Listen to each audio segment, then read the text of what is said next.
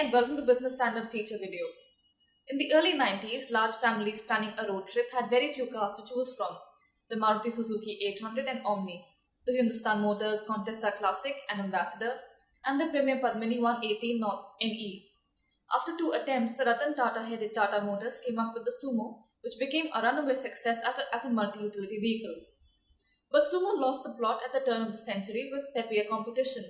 Tata Motors could not arrest the slide of its oldest models, but the manufacturer is not giving up on its workhorse yet.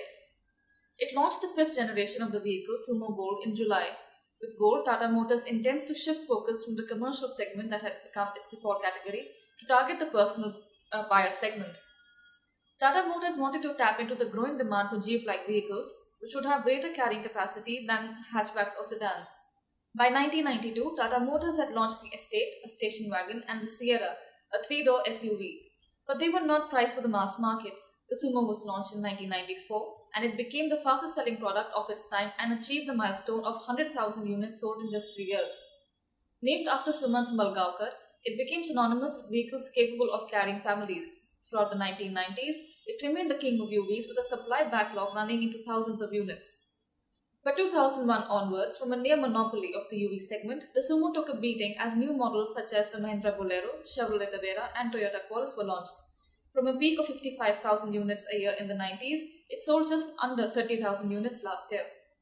The Bolero leads in the MUV since the past 6 years. Launched in 2001, Bolero, the longest surviving model in the M&M lineup, sells 3 times the volumes of Tata Sumo monthly. Tata Motors introduced different versions over the years, but buyers still settle for rival brands.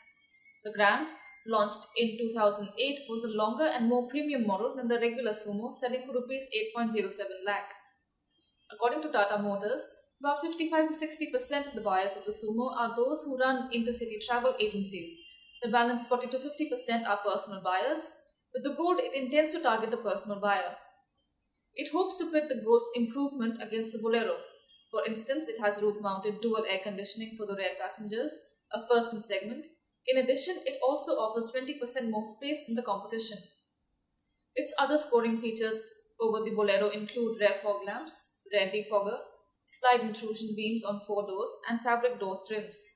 The new Sumo can seat 9 occupants compared to 7 in the Bolero. It also has a more powerful engine, producing 85 bhp of peak power compared to 63 bhp produced by the Bolero.